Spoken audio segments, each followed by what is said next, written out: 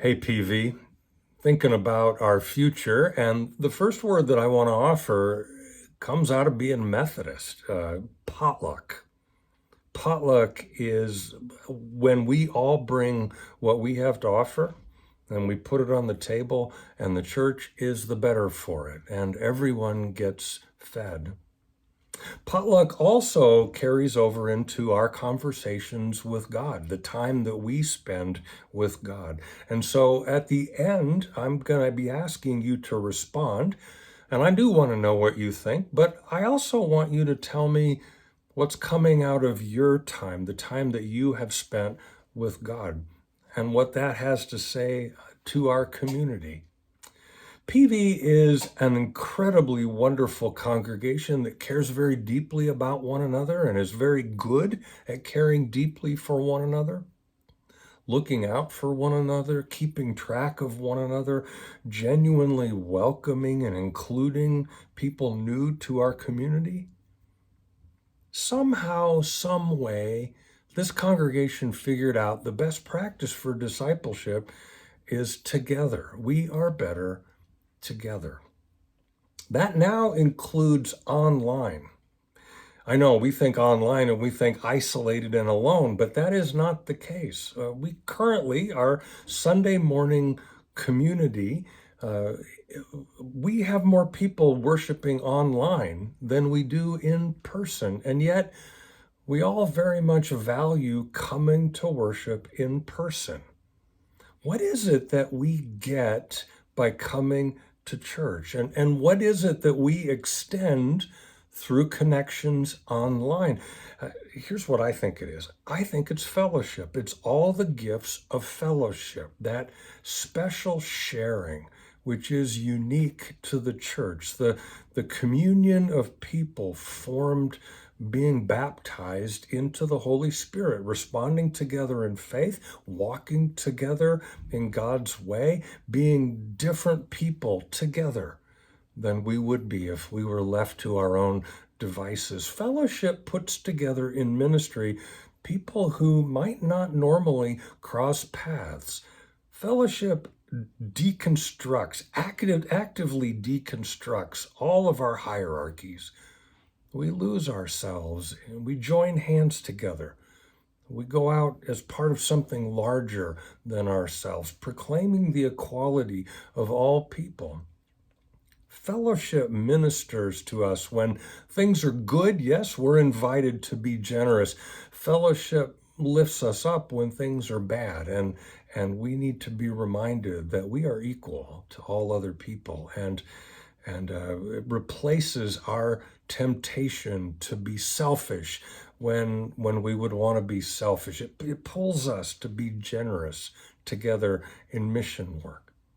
Fellowship equalizes all people. And what happens is that we grow in the Spirit. That's fellowship. It's something this church is very good at doing. In fact, I would say it's what makes this church great. I would also say that where this church suffers is where it has been divided. One way this church is divided is by diffusion. We're going in too many directions. We make a lot of nice general gestures of goodwill, but we lack focus. We've got too much outreach. We lack definition. We got too many nice ideas, and it's left us ineffective and exhausted. This particular item is being addressed through missional oversight. We're putting together an annual planning calendar, and we've also decided that all missions outreaches have to be under the missions committee, and they have to be coordinated together in an annual calendar. And you'll be hearing more of that as we go forward. Another way that this church is divided has been by decisions that seemed like the right ones at the time, but in fact divided the congregation. And so everything I'm going to say from here on out is based in the argument that the church's strong point is fellowship. The way forward is our intentionally valuing what is most important in the identity of this congregation, and that is our connections to one another, our open fellowship. We have different styles of worship that happen on a Sunday morning, and this is to allow people to find God in ways that speak to them. Seems to me that the solution is re-importing or continuing to lift up the importance or increasing the importance of fellowship. And the way that we get to this is by bringing our worship services to be concurrent to one another. Then they all get out at about the same time, and we have then an all-church fellowship together so that this congregation can know one another again. One of the challenges we have is that we have a single preaching pastor on each Sunday who would need to offer a sermon in 2 worship services, all in 1 hour. I think we can do it. I think we can give it a try. I think we can do it, make it happen. I think we do excellent worship. I think we have incredible music programs. I think we have a staff and a congregation that can be flexible in worship design. We have pastors who plan ahead. I think we also all need to be invested in this. We need to acknowledge that what we're shooting for here is the lifting up of fellowship and making more important in the community what is good for the church, and letting go of and putting aside perhaps individual preferences. And so I'm going to ask you to give some new thought to what is your expectation of your church? How can we not be distracted from what we do well? Our first thoughts need to be what's best for the church. And if our primary purpose is that unique thing called fellowship, including and affirming others, going out of our way for one another's, being inconvenienced so that others might be included and affirmed in our church, then everything else is an inconvenience that we simply have to work out.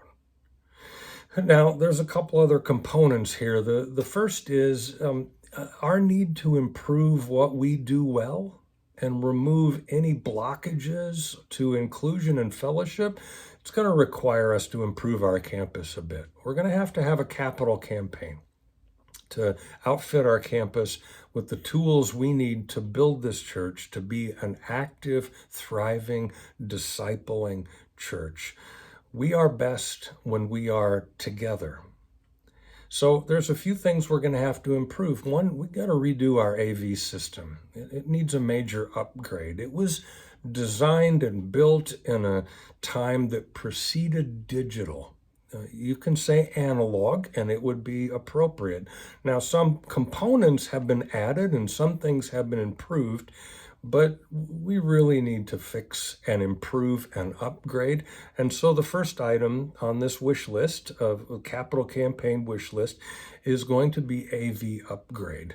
And there's another special component here, and that is that the better what we offer online, the better that is, the better the picture, the better the sound, the more connected online feels to the campus. And it's a reminder of how good in-person is, and audiovisual or AV becomes an equal means of participation. It becomes a bridge for people to want to come onto campus. The second component that we need to put on the list of repair and improvement is the organ. It is a very nice basic organ. It's fallen into disrepair. We need to repair it. We need to upgrade this important instrument. The third item would be fellowship upgrades. These would be things that increase the opportunity for fellowship and conversation and connection. We need to build out the perk. It needs to have more shade. It needs to have some misters. It needs to have outside seating. We also need to add some large patio shade structures so that anywhere we are on campus, we can stand together and connect and talk. The fourth item, we need to improve the sanctuary. We need to improve access and accessibility. And in this improvement, the next item, number 5, is capital maintenance. This is the final item on the list. Because we have so many air conditioners, because we have roofs, because we have a parking lot, because we have landscaping, we need a capital maintenance fund that we can just turn to when these items become necessary to work on. The final item that I need to talk to you about is, and this one's immediate, and this one's most important. I need to ask you to tithe.